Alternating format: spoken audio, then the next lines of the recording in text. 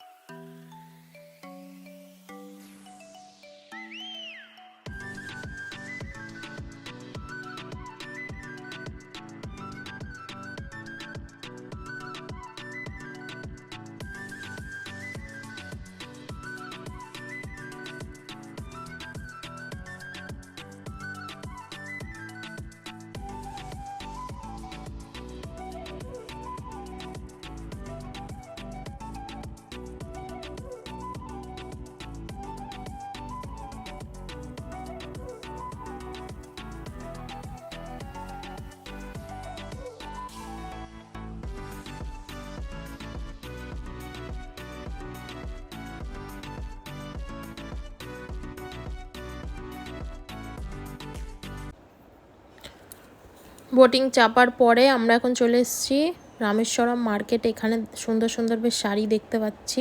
কিছু শাড়ি তো নিতেই হবে, তো অনেকগুলোই শাড়ি নেওয়ার আছে। মাকে দেবো, দিদিকে দেবো, ননদদের দেবো, তারপরে শাশুড়ি মাকে দেবো, আমার নিজের নেব।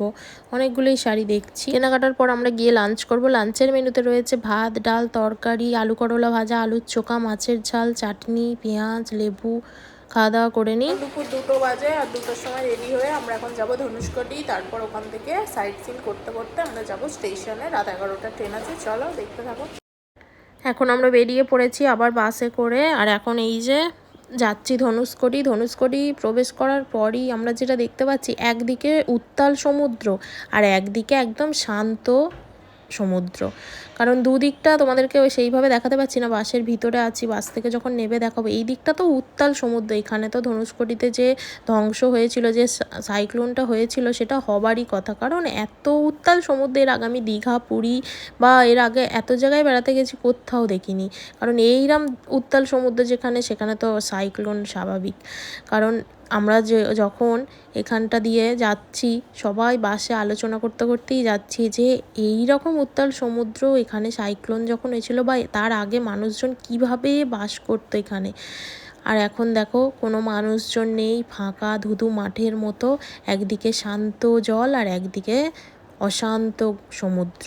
আর খানিকটা পথ এগোলেই আমরা ধনুষকোটির যে একটা শহর ছিল সেইখানে চলে যাব। তারপর এখন সেখানেই ঢুকছি। তো প্রথমেই ঢোকার সাথে সাথে সমুদ্রের যে একটা গর্জন, উত্তাল সমুদ্র, মানে কি বলবো, যেন চারিদিকটা গর্জন শোনা যাচ্ছে প্রচণ্ড। এবং এখানে এই যে একটা ধ্বংসস্তূপ চার্চ বা এখানটা যে একটা ছোট্ট শহর ছিল, মানুষের সমাগম ছিল, সেইগুলো এই জায়গাগুলো দেখলে এখনও বোঝা যায়। সব মানুষজনই আমরা এখানটা ছবি তুলছি, সব কিছু দেখছি। দেখে সেই দিনের কথাটা একটু মনে করার যদি চেষ্টা করি যে 1964 সালে এখানে যে সন্ধ্যাবেলায় একটা সাইক্লোন ঝড় এসেছিল, তখন তো এত খবর বার্তা পৌঁছানো সম্ভব নয় মানুষের কাছে, সেই জন্য মানুষজনদের সরিয়ে নেওয়াও যায়নি। তো সেই রকমই একটা সন্ধ্যাবেলায় মানুষজন বসবাস করতো এখানে। তো সাইক্লোন ঝড়ে পুরো শহরটা তলিয়ে যায় এবং তার যে তলিয়ে যাওয়ার পর যে ধ্বংসস্তূপগুলো কিছুটা রয়ে গেছে, সেইগুলি আমরা আজকে দেখতে এখানে এসেছি।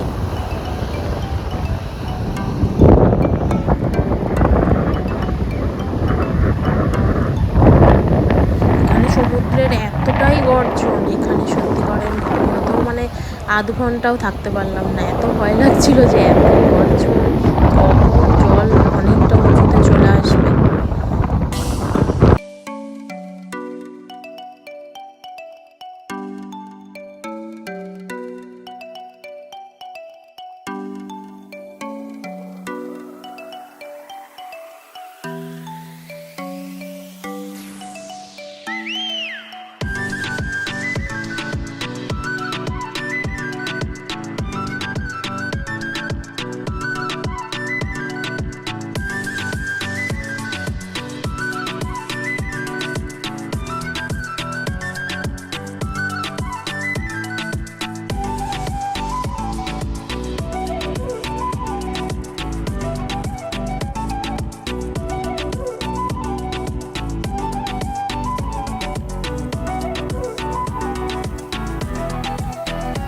এরপর আমরা এখন যাচ্ছি ধনুষকোটির শেষ পয়েন্ট। এই শেষ পয়েন্ট হচ্ছে রাম সেতু। এখানে বিকেল 5টার পরে আর থাকতে দেওয়া হয় না, সেই জন্যই তাড়াহুড়ো করা হচ্ছিল যে চলো একটু তাড়াতাড়ি যাওয়া যাক যাতে কিছুক্ষণ সময় আমরা কাটাতে পারি। তো আমরা এখন চলে এসেছি, এটা হচ্ছে শেষ পয়েন্ট।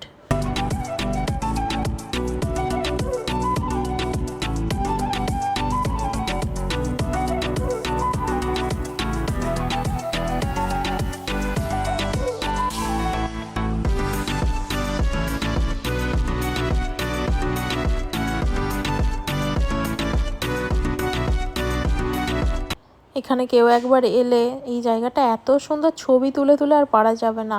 মানে চারিদিকটাতেই যেন মানুষজন খালি ছবি তুলতেই ভিড় জমিয়েছে, এত সুন্দর লাগছে চারিদিক। একদিকে নীল জল, একদম ডিপ নীল, আর একদিকটা একটু নীলটা কম। তো এখানে সাগরের জল এত সুন্দর।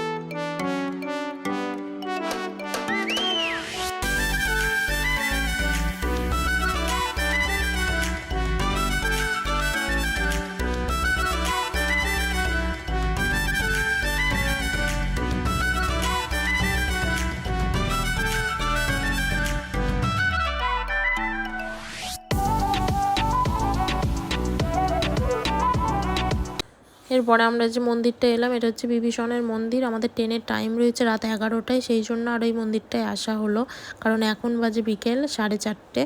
তো অনেকটা টাইম, এখন যদি স্টেশনে চলে যাই মানে কিভাবে যে সময় কাটাবো বলতে পারবো না। তো যাই হোক, এই মন্দিরটা ঘুরে টুরে এখন আমরা স্টেশনের উদ্দেশ্যেই রওনা দিলাম।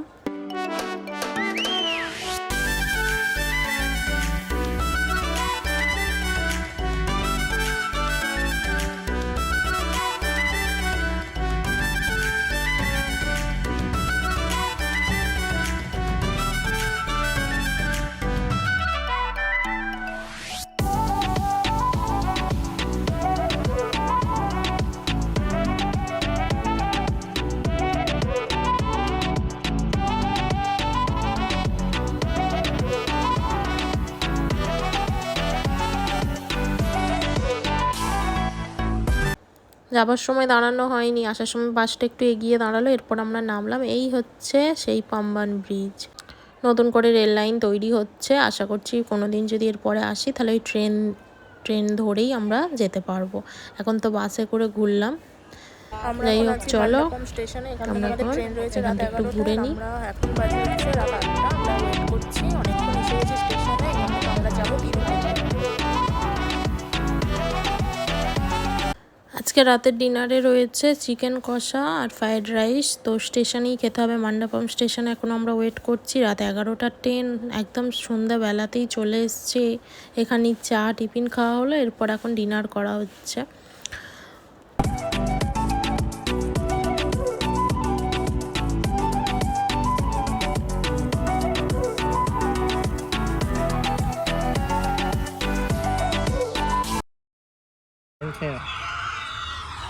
এখন রাত্রি 9টার সময় স্টেশনে। এখন আমি এই যে শুয়েই পড়েছি, প্রচণ্ড টায়ার্ড। সৌরভ তো আমাদের ট্রেন 11টায়, অনেকক্ষণ আগেই স্টেশনে এসে গেছি।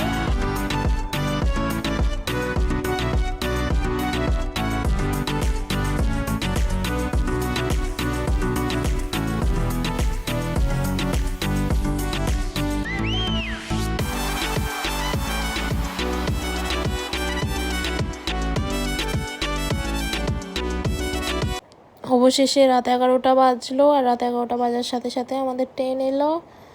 তো ট্রেন আসতেই আমরা খুব খুশি। অনেকক্ষণ সেই সন্ধেবেলা থেকেই একদম ট্রেন কখন আসবে কখন আসবে, কারণ টাইম জানি 11টায়, কিন্তু আমাদের তার ঘোরার কোনো স্পট নেই। আমরা তো হোটেল ছেড়ে একেবারে বেরিয়ে পড়েছিলাম, ঘুরতে ঘুরতে ভেবেছিলাম স্টেশনে সন্ধ্যাবেলায় এসে পৌঁছাবো। রাত 11টার ট্রেন 8টা-9টার সময় এলে হয়তো ভালো হতো। তো যাই হোক, অবশেষে ট্রেনে উঠলাম। এখন ট্রেনে করে আমরা যাব হচ্ছে